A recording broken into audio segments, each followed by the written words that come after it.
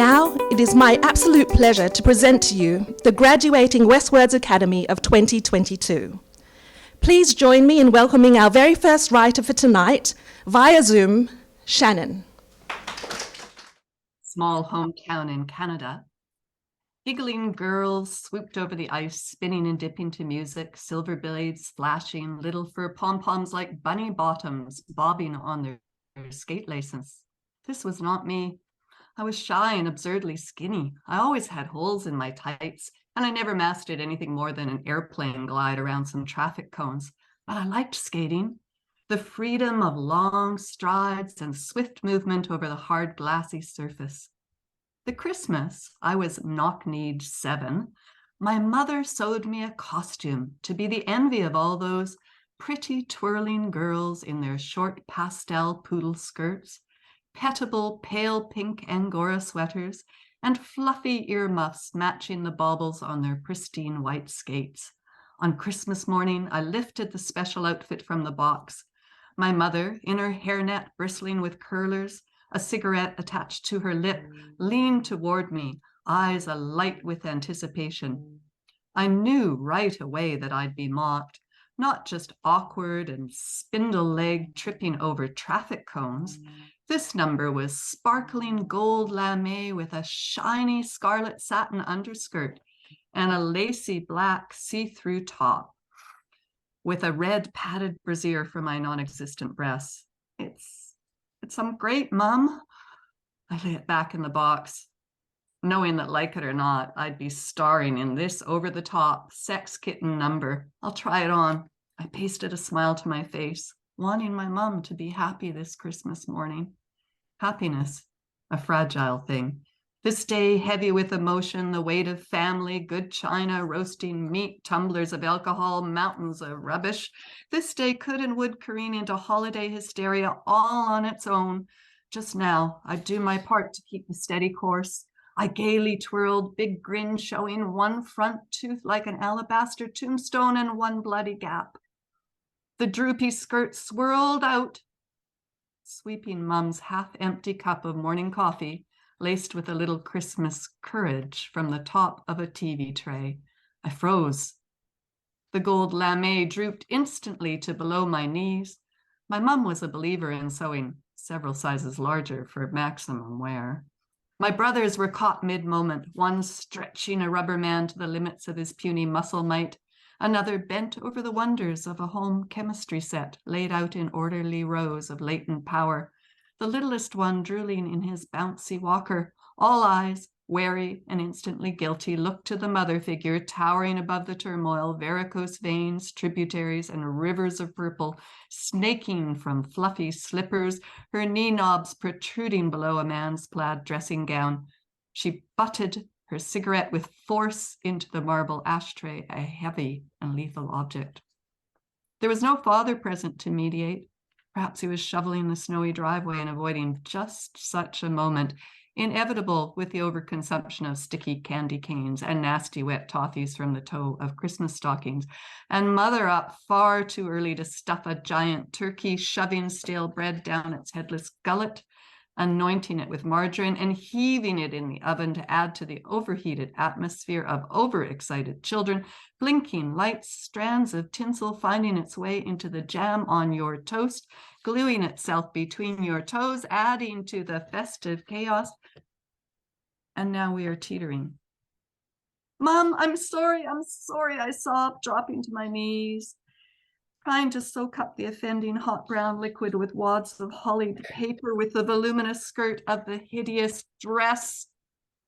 Jesus H. Christ, are you a total effing idiot? No wooden spoon to hand, the belt of her dressing gown a limp and useless weapon, the ashtray tempting, but the overflowing butts a possible impediment. The boys slunk backward into the farther reaches of the room, lurking below the Christmas tree for cover. The baby scrabbled hard to propel his saucer-mobile backward over boxes. I shrank into the life-preserving position, a cower, hands over face, eyes darting, ready to roll or scramble in a hasty getaway. It was chatty Kathy, yanked by her string, a gift of Christmases past, a hard plastic doll, toddler height, with a chest pockmarked with small holes that emitted guttural expressions. Give me a kiss. I'm hungry. I wet myself. Until she had gone into radio silence after a bathing accident. Whack, whack. Her little stony heels thudded against my rib cage. Her bony buttocks bounced off my skull. Do you love me? Chatty Cathy gave one last scratchy gasp before lapsing into mute staring incomprehension.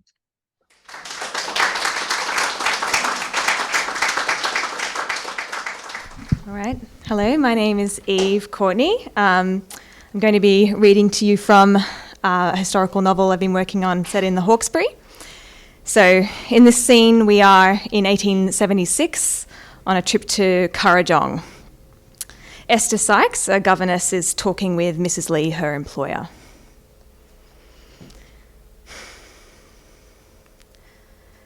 We've begun a slow walk along the garden's edge, following the creek which runs below in a narrow gully.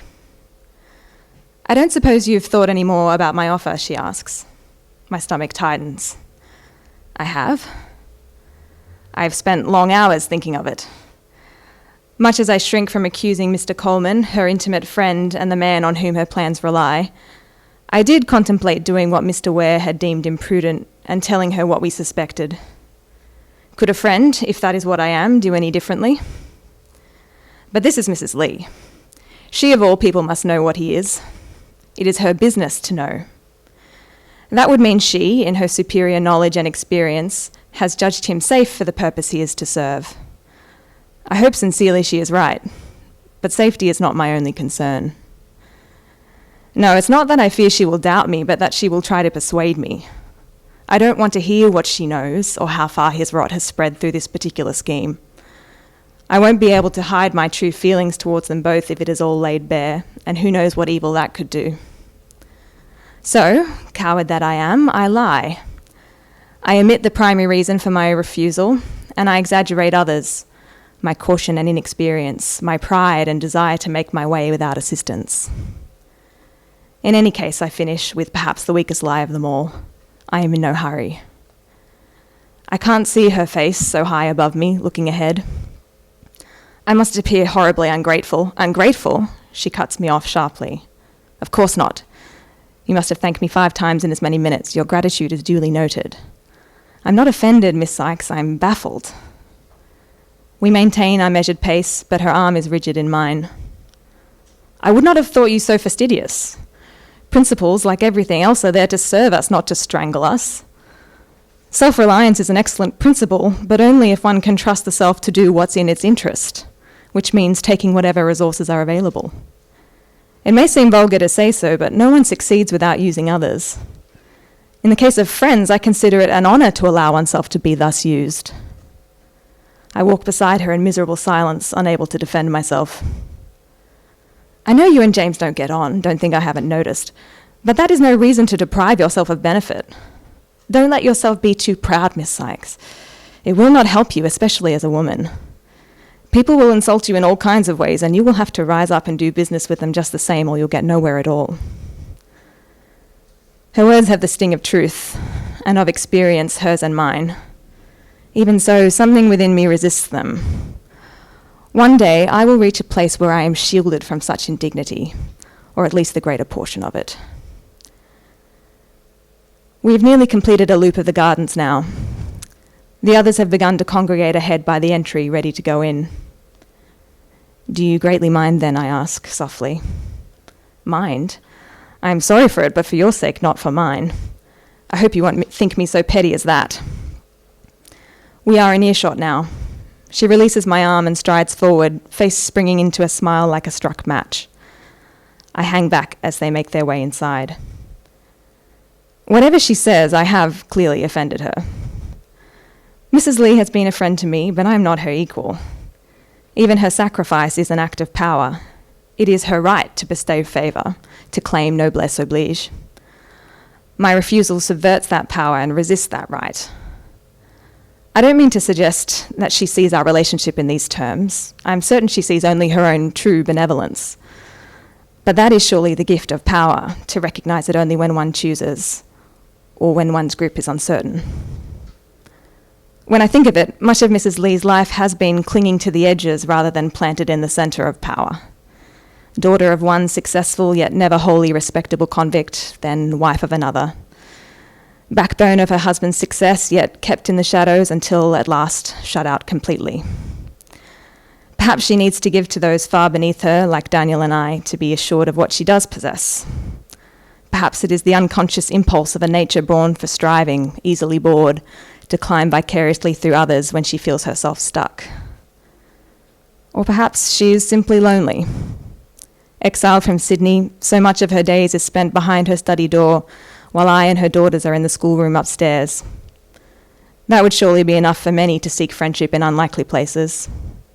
Enough even to put up with the society of Mr. Coleman. Thank you.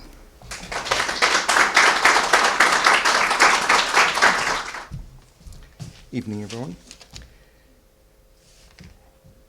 In the astronomy lab at Sydney University, I first heard it, a radio pulsar.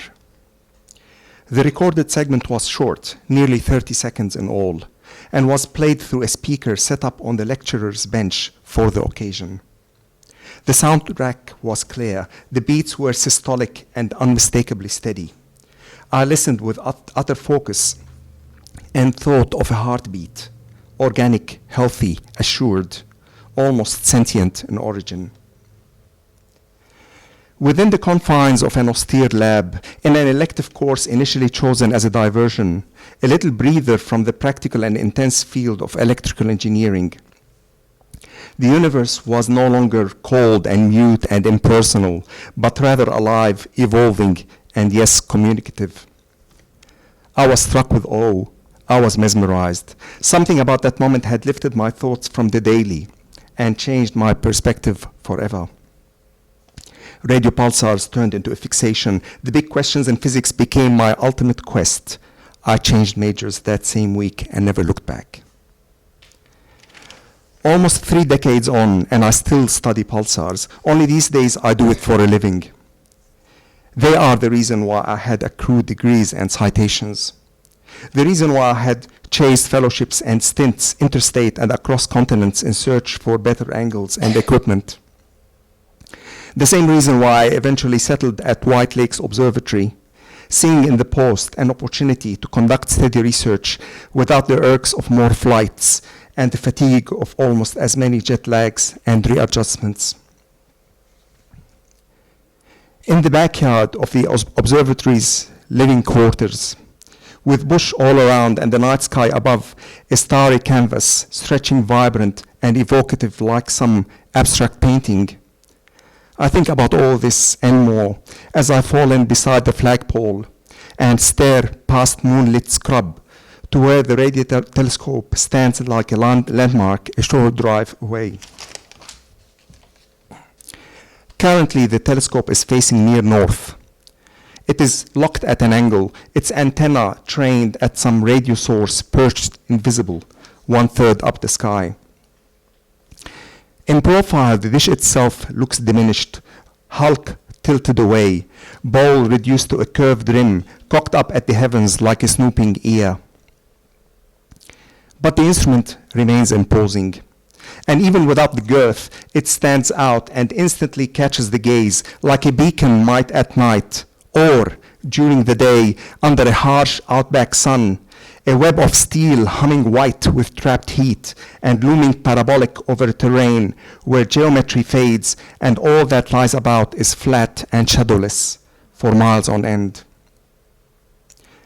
All this said, White Lakes Observatory remains in principle basic, sturdy and functional true, but in a growing need for an upgrade and with nothing to brandish for the scientific community, save for a couple of good radio receivers and separate living quarters for an unexpected luxury. There are no administrative staff around here, no visitors center, no nothing. This is a remote facility well past the grazing lands of the Central West and further into the bush. The nearest town is an hour's drive away. The closest regional airport is nearly twice the distance. Much further to the southeast sprawls Sydney, the buzzing metropolis so far from the sparseness of this place, its austerity. One is forgiven to believe it is on a different continent, a different planet even. But I'm not complaining here, nowhere near. I love my job, the science involved, its scope. Above all, I love my post, love this corner of the globe I settled into after years of roaming, and from which, until recently, I was planning to retire. The homeliness of the site, the open terrains in every direction, the soberness of the bush. I can go on for hours on end and never stop. And then there's the allure of the sky, the night sky, of course, clear and vivid as only an outback's. Life falls in perspective, surveying its expanse. Hindsight soon follows, taking in the ancient light. All you have to do is lift your head, open up your mind, breathe. You stare up the night sky, or so the story goes, and it's only the past that you see. Thank you. Those of you who were at the rehearsal will realize that this isn't the poem that I planned to perform tonight, but when I found out that Ali was coming, I wanted to do one that we workshopped together. So this was one of our very first poems that we workshopped at Varuna. Her versus him, a true tale. I have been told I need to develop thicker skin, Teflon skin, so the shit hurled at me won't stick. I have been told that the starlet red lipstick I wear is more a shade of hot pink hussy. I have been told that if I ever landed in any real hot water, well, can a carnivore ever really be blamed for sinking his teeth into my fresh meat when I failed to conceal myself properly inside a potato sack? I have been told that I should not write intimacies, that it will attract filthy dogs humping at my legs with their garish ruddy dipsticks frothing to bring my fantasies to life, whether I really want them to or not. My cries sound feeble. I protest, choke on a stranglehold that was not part of my bondage fantasy. Let the jury note, she claims her fantasies were fiction, or at least fictionalized. Works of fantastical fiction, fictionalized fantasy. Fiction lies, she lies on her back, lies through her teeth, lies through her pain, lies through her grief. Good grief, she's a vixen, all fantasy fiction. Or is that non-fiction? True tales, fairy tales, crying wolf, grim tales. True blood, fake blood, true lies, falsified, faking it, full of lies, where her fantasies lie, real life fantasies. Scream queen, fantasy scene, kinky obscene, fantasy fetish, role play, knife play, kinky play, consensual non-consent, implied consent, she consents, does she consent? No consent. Oh, she dissents. She lies, she objects, objectification, subjugation, intoxication, domination. She wanted it. Objection, Your Honor. All stand. This court will temporarily adjourn. I have been told the verdict, not guilty. Wait, what?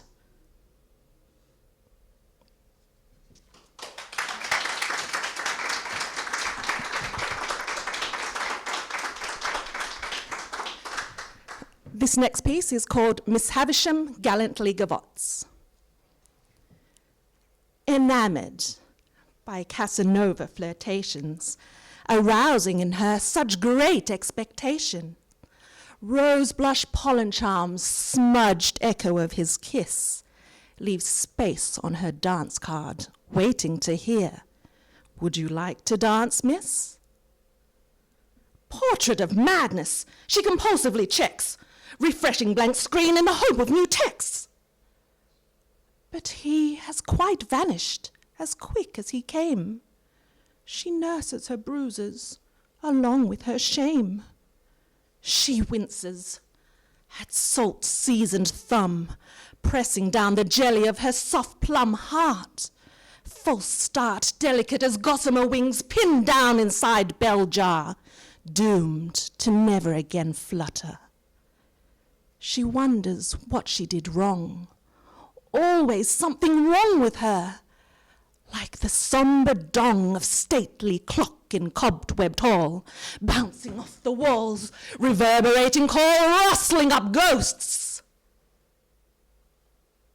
Forsaking the living, to shadows she is wed, dusts off her ball gown to dance with the dead.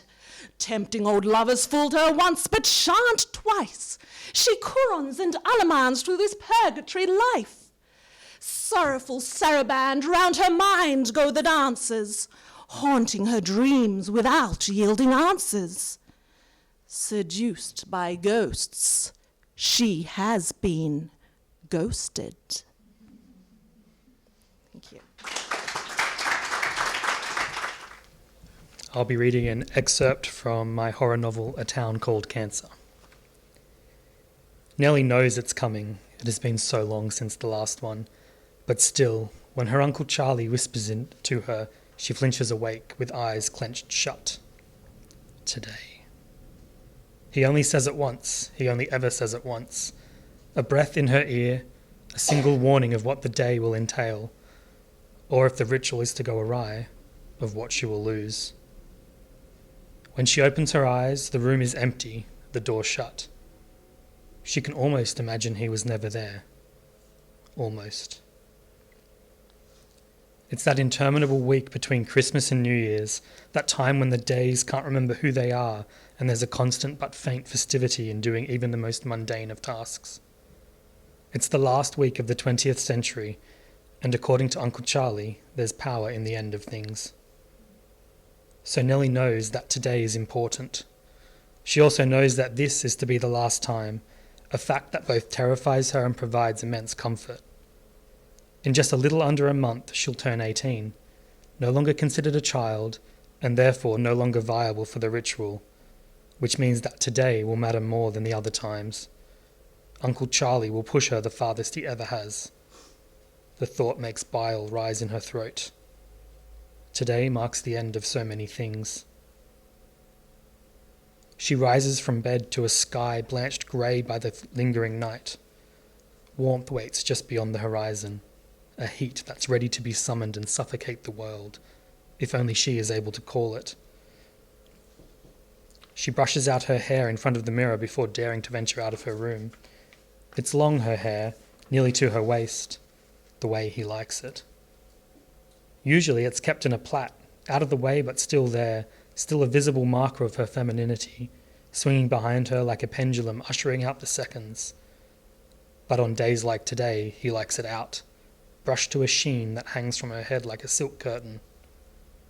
That's the first thing she'll do when it's all over, she decides, go to the hairdresser. Nicole's mum does hair on the side, but all the women who sit in her garage emerge with the same curling wand fringe and frizzy hair. The closest real hair salon is in Burke, so she'll have to ask Tess or Mina to drive her. That'll be an easy task. They're always trying to drag her on a girls' day out now they have their licenses. She'll request a shortcut, maybe get it dyed too. Something dark and spiky like Winona Ryder. Something completely different from the long blonde hair she's forced to maintain now. She'll be unrecognisable. Maybe that's exactly the point. She's jolted from her daydream of disguise with the sudden remembering of what will soon happen. The last time, she tells herself, and the words feel like something between a mantra and a plea. The idea of breakfast is incredibly unappealing, but she knows he'll only make it worse on her if she doesn't force something down. He likes her to pretend she doesn't know what's going to happen, that it's just another day. She makes Vegemite on toast, trims the crusts and wads the remaining bread into a doughy mouthful. She washes it down with a swallow of milk, pouring the rest down the drain before leaving the unrinsed glass atop the plate of crumbs. Uncle Charlie likes to see the evidence. The crusts are flung outside for the birds and the ants, the sun still scrubbling at the sheer granite face of the sky.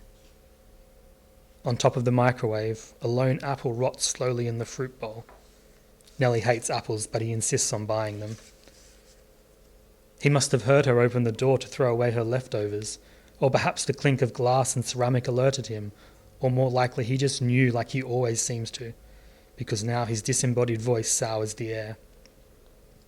"Nellie, can you come in here when you have a moment?" It's a charade. He means now. He doesn't like to be kept waiting. She retches, turns to the sink, manages to keep the food down.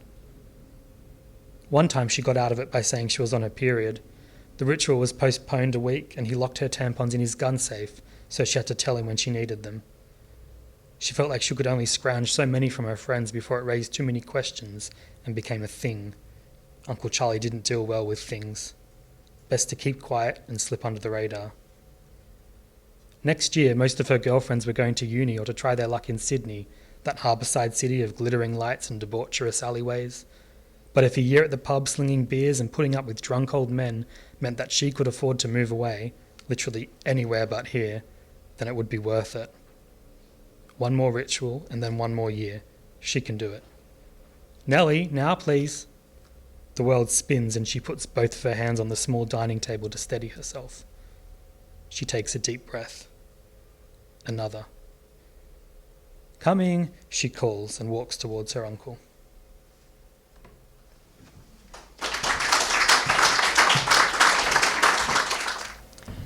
Frances stumbles out onto the dark veranda and feels for her sack apron and gumboots. Regimented as dairy life is, her body works to an inbuilt clock. Rain drums against the metal roof. She shivers and shrugs on a stained oilskin. The trek to the milking shed is 200 yards. She walks this way 7 days a week.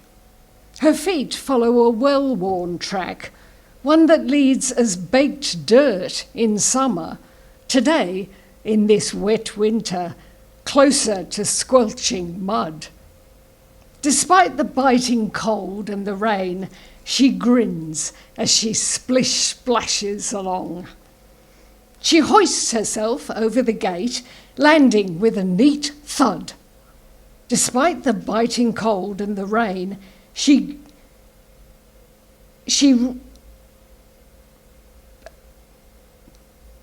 hoists herself over the gate, landing with a neat thud. Her hand reaches back to check that she hasn't dislodged its lock. She thinks of the cows waiting for her. As she approaches, gaps in the makeshift shed walls make it an island of low light against the overcast sky. Through the drizzle, the cows huddling in the yard appear dark and polished as rocks, but when she sniffs, they smell of the dirt. Nose wrinkling, she lets the familiar aroma fill her nostrils like deep layers of damp leaves, steaming and rotting. Dad would have ridden the mare, rounding the herd up from the paddocks. "Come, bossy!" That's what he'd call coming and going, getting them into the milking yards. "Bossy, come on!" They'd moo and shuffle, line up and follow each other, one moving strand making its way towards the milking shed. Some were so well trained and ready with their overfull udders, they even entered the building, awaiting his arrival in the bales. Inside what Dad calls his parlour, she finds him hard at work. His thinning grey hair sprinkled with bits of hay and dirt, the faded braces holding up his thick dark trousers show her a man doing what he loves, his way. Old style, he has it down to a knack. Crouched on his three-legged stool, bucket between his knees, humming a tune while he rests his cheek against the animal's belly. She watches the pumping action of his hands and fingers, pulling and pushing to release the magical flow. "No two cows the same," he'd say. "Thick teats, thin teats. You'll learn to manage the lot." She's heard in recent times about odd machines invented for milking, has listened to Dad whinging to Mother about them. He'd snort, "A quart per minute, they say." The sound made clear his lack of faith, his worry that these gadgets with their tackles might cause pain to what he cares about most, his animals. Francis winces at his stories of tubes forced onto teats and the injuries caused, shakes her head, shocked that even the milk might end up poor flavoured or dirtied. "No," Dad says during such conversations. He lifts his flexible, broad hands. "The best milking machine, I reckon, is right here." Keen to help, Francis ties another cow's rear legs back from its udder and, sitting, helps pull the teats. Her smaller hands make things more difficult, but she does her best. Giggles if she cops spray in her face from a cow doing a pee. Gets knocked off her stool onto her backside by one that's restless, or ends up covered in poo. Nothing fancy about milking. Dad kicks back his stool, another animal dry. He heaves himself up, a relief when the last few stragglers come through. 2 hours later, the milking over, milk in the vat, it's time to turn the separator. Dad grips the greasy wooden handle, turning it around and around. Then comes the cleaning. Francis pushes the old broom, helping Dad sweep the manure, soil and spilt milk out into the larger holding pen. At afternoon milking, hooves will return the lot. Care for cows, she knows, means the cleaning and dirtying cycle never ends. "Come, bossy!"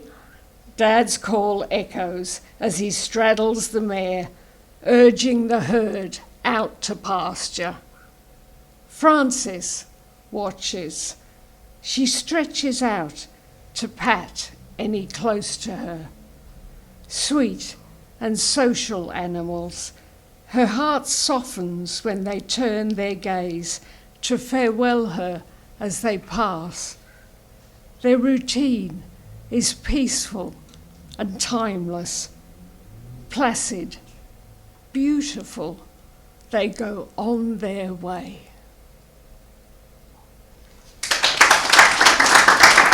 Frigid air flowed from the air conditioning vent above Emily's head and down her bare back, causing the few fine hairs that had regrown on her slender arms to stand at attention.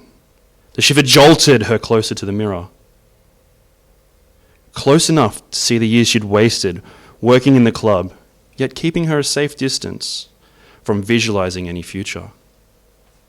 She'd been enslaved by this venue for 5 years and was aware that her success was the result of her cunning tongue more than her deteriorating body.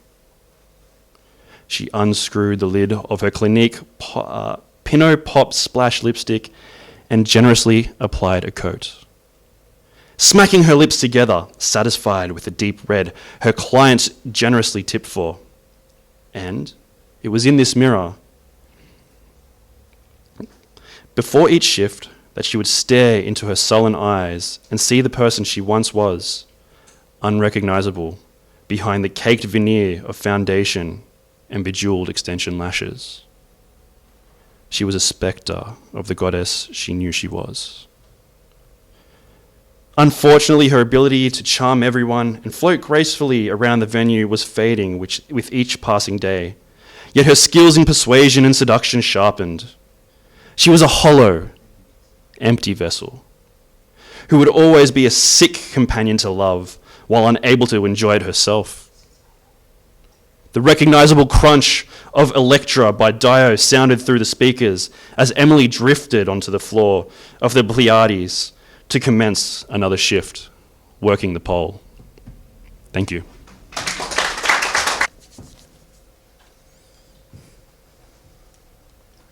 I love puppies, but my dad doesn't.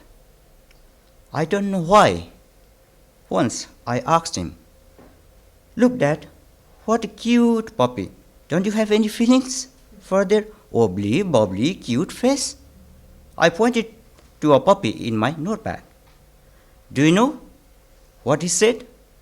He said, "Rather, I have a feeling for a donkey. At least it will carry a load of stuff." Come on! There are no donkeys in Australia. I imagine how it would look like if we went to the shopping mall with a donkey. Embarrassing! What if any puppies knew about this? I immediately closed my notepad. At school, my best friend Anya said she had fun with her new dog. She went out to the park with her dog. They ran together. They played ball together. She also told a story about how her dog chased a bird in the park and how she managed to stop the dog. She detailed all incidents. In that way, I started hating Anya. "Stop! I hate dogs," I shouted at her and walked away from her. "How was your school today?" Mom questioned. "Bad," I replied. She wanted me to explain why it was bad. I hate Anya and her dog. All morning she was talking about her dog, as if she is the only one who has a dog. "Are you jealous?" she asked, looking at me. "No, I'm not. I'm angry." I turned my face away from Mom. I know Mom might be smiling at me, as always. At home, I didn't speak a word with Dad. "Seems Mia is upset. What happened?" Dad asked Mom. "Good." Dad noticed me. "Anya got a dog," Mom said. And Dad pretended like he doesn't care. I jumped from my place and said loudly, "Louis got his dog too. Jasmine has 2 dogs. Yubi has 1. Everyone has their dog." I was so frustrated, so I heard Dad saying, "Okay." I immediately sat down and crossed my hands.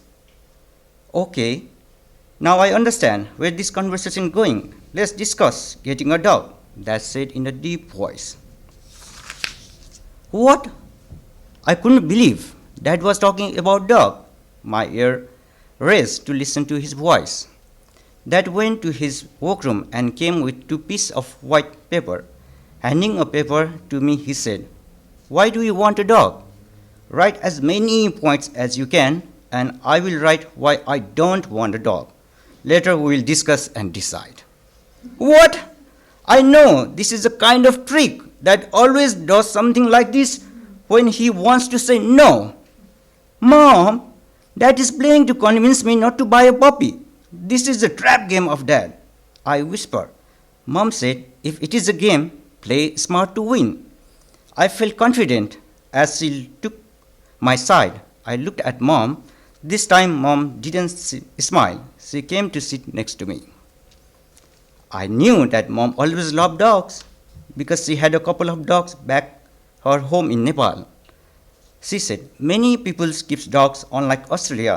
They don't need to be registered. Usually people don't send their dog to school for training. People usually don't buy pet or dog food like here.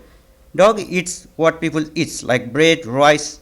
You can see stray dogs walking in the corner of many roads or walkway. They live, sleep, eat, and bark in the streets. Most of the people don't care about dogs." She's true. I saw so many street dogs on the road while I visited my grandparents' home last year. I also remember some of them chased people driving bikes or motorbikes. It was scary. She said, dogs in country are very lucky. She smiled. I'm not sure why she smiled, but I enjoyed talking about dogs with Mom. Somehow, I felt that she also wants a dog. Maybe this is a reason for her smile. Finally, I came with a list and put it on the table. That was already prepared one. And here are so many lists. And this is a work in progress. Thank you.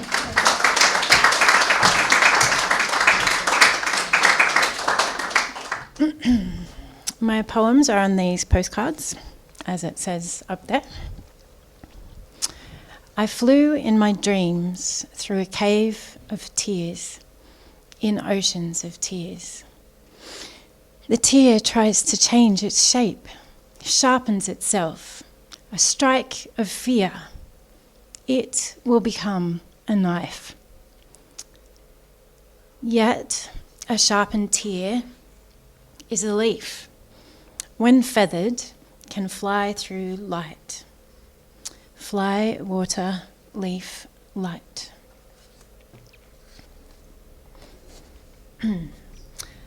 I am water, within waters, air water falling to liquid water, drinking to bodies of life, magnetic flux moons, centered powers within vortices of waters that stretch, grow, and form the deep voided face of the universe breathes. Icicle fern frond, embryos tree and human, and it dries and floats and flies into ferromagnetic mud. Light before the stars and moon. Light before the stars and moon. When all is finished, yet infinitely cycles through life and death, waves, waves of life within and without. Light created time upon the deep water's silken surface.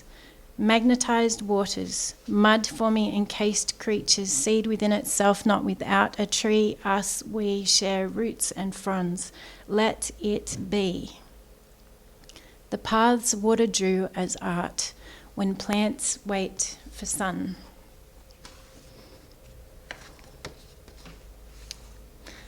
Luminosity's compassion is weightier than symbols, so light equals time. Her radiance is flowing like the water's skin, reflecting trees within shadows cast a silken cloth laid between us. Life in the warmth of light is kinder than numbers. The deep water's face is shaped by reflections of radiance. Light equals time.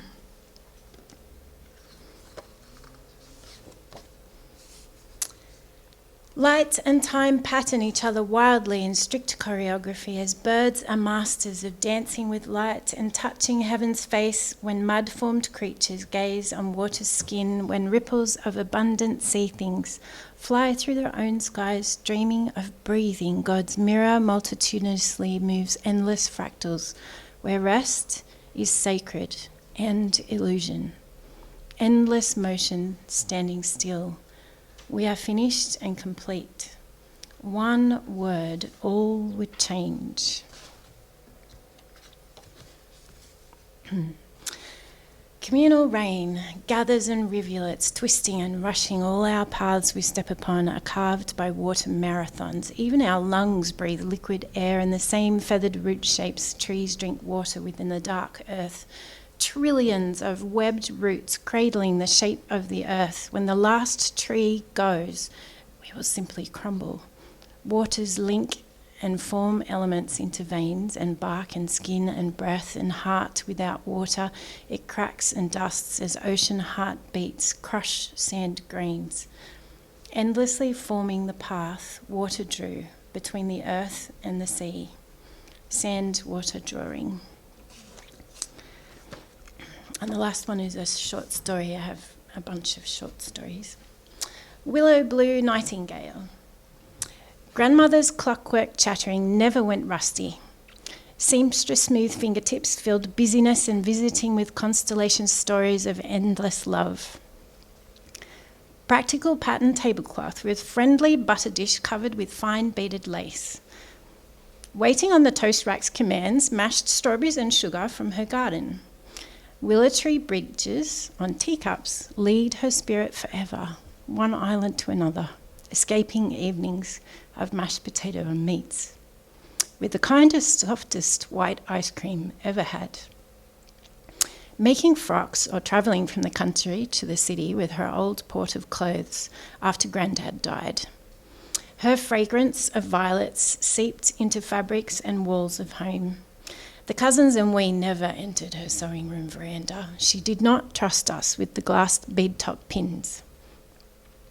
The day after the funeral, everyone ventured into her sanctuary, more sacred than dim cathedrals. We all took turns choosing a treasure of hers, the aunties approving each portion.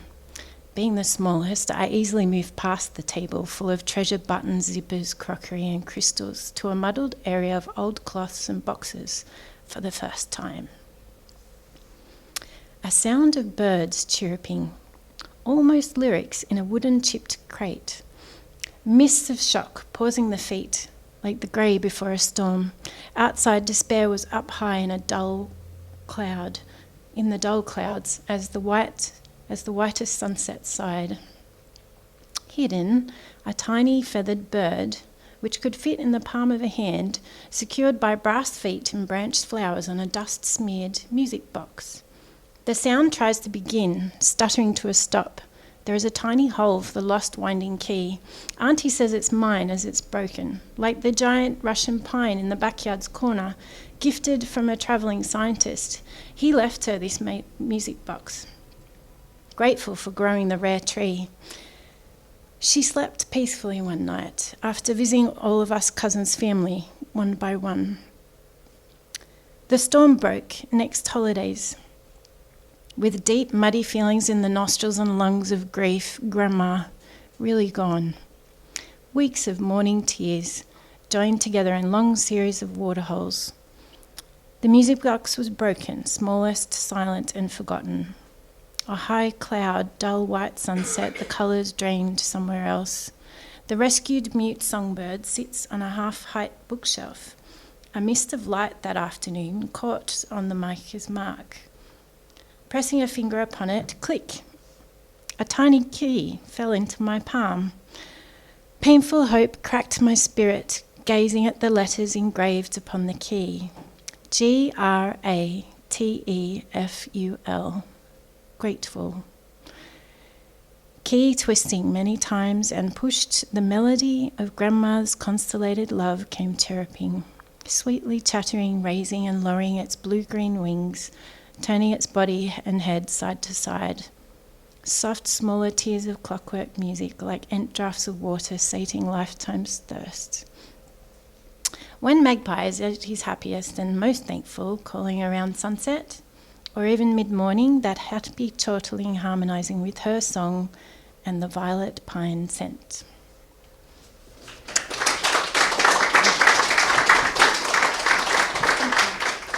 Hi everyone, I'm Brooke Webb, and thank you so much for everyone coming, both in person and on Zoom.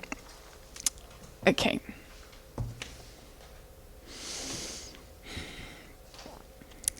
For me, grief is a slow leak in one of the unassuming valves of life. Sometimes you notice the slight whistle or occasional bubble, but you second guess. Is it grief? I don't know much about anatomy to know what happens if valves in our heart start to leak, and I'm unsure if I can trust a tank of oxygen to not leak when scuba diving in the Great Barrier Reef. But I never feel stuffy in lifts, and I've always refrained from overthinking the complexity of air circulation when on a long flight. Though, recently I felt breathless. I'm a shallow breather and so perhaps forced myself to breathe more often, but then because I'm a fast talker, I have learned how to breathe in between holding my breath. Before lockdown, I was swimming regularly for the first time in my life, and it was helping regulate my breathing, but only in breaststroke. The exertion of freestyle and my face fully in the water meant sometimes I might accidentally take on water. Fatigue would make me fall out of rhythm with the stroke. I'd only just make it to 25 metres, and I'd be relieved the panic of a 50-metre swim was not necessary. It did get easier though. Breathing gets easier. I paused for an afternoon nap that I've started to allow myself as part of this writing process until I woke with this image.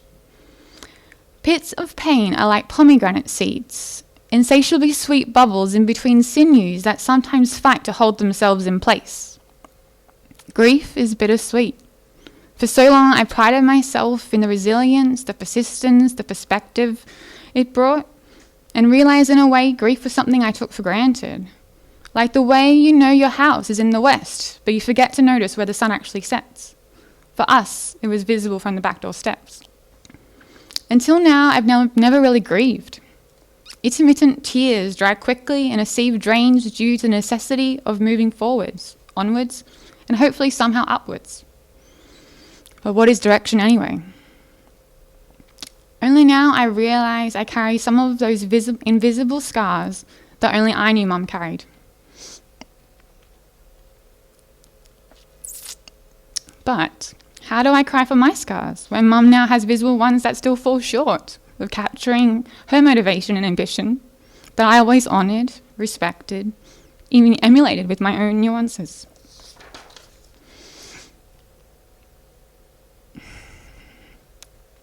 I want to write for what we lost, for what we have worked for, and for what we never thought about wanting more of.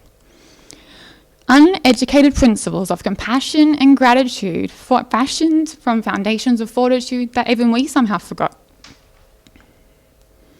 When I was recently breathless, I remembered that as a child I had asthma, and I realised it has almost been 5 years since I lived with an air conditioner. The room itself wasn't shrinking, but it was as if it was leaking recycled air. A recent conversation about hydrogen power and the process of its separation from oxygen in water came to mind, so I opted for water to help oxygenate my body while I refrained from panic.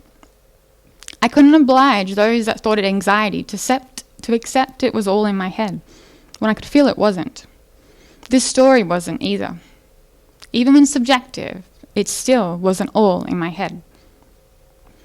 The puffer worked rather than whatever medication they initially suggested, almost insisted on. It was also a reminder to pause if panic surfaces in the pains of grieving grief, to breathe shallow breaths if necessary initially, for the aches feel too deep with deep breaths, to insist and to keep on insisting that others not look, but listen. Listen. Between the words, between the breaths, for maybe I'm not leaking grief. Maybe I'm bleeding it. As Hemingway said in Cerebralus Sings, to write is just to bleed. Thank you.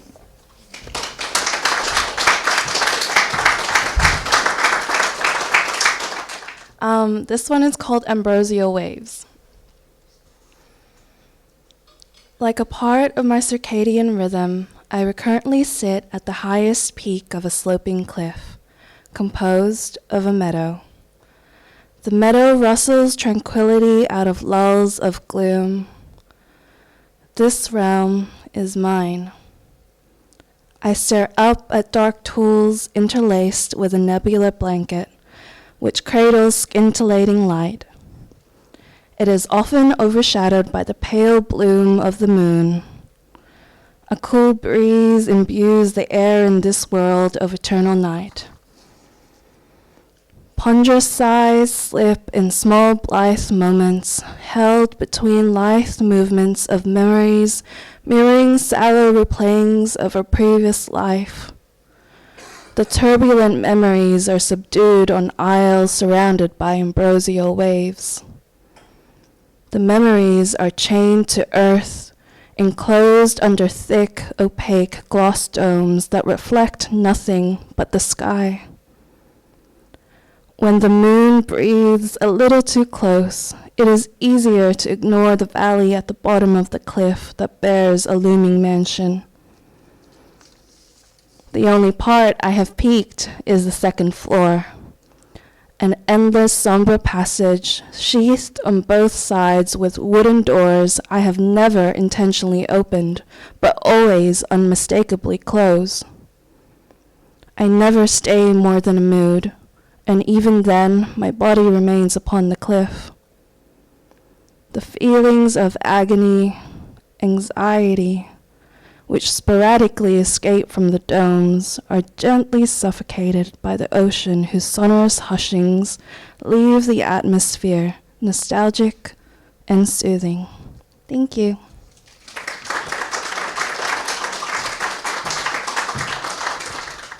On behalf of the WestWords Academy for 2022, just wanted to say thank you for making the trek out here. Thank you for joining us online on Zoom.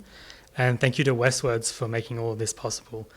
As a small token of our appreciation, we've all contributed to buy you a little vase that you can keep in the office here and maybe brighten up your day. If anyone would like to join us, we've got lots of nibbles and stuff back there. We were going to get pizza, but I feel like we've probably got enough food there already. But everyone is welcome to stay and join us. And thanks once again.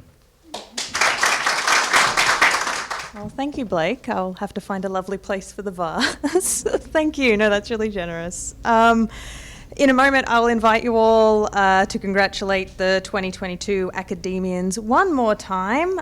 Tonight is their night to celebrate a year of creative output and professional practice. For context, I'm Ali Burnham, the creative producer here at WestWords, and I was the program manager for the Academy program. For additional context, last year I was in the 2021 WestWords Academy. I started working for WestWords March this year, and the Academy program was one of the first programs I was given to take carriage of. So that was both exciting and incredibly daunting, as it was a program very dear to me and I wanted to do it justice, and I also had to overcome severe imposter syndrome, as I would be acting the expert to a cohort of writers where only a year ago I was in their shoes.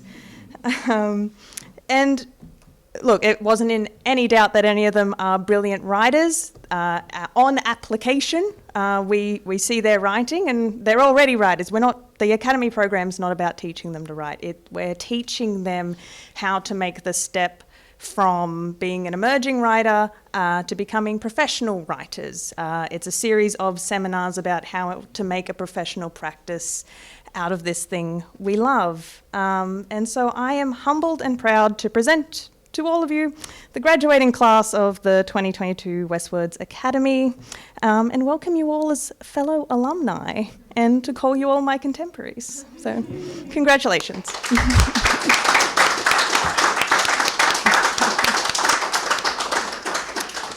So please stay and eat all the snacks and drink all the wine. And thank you to everyone on Zoom.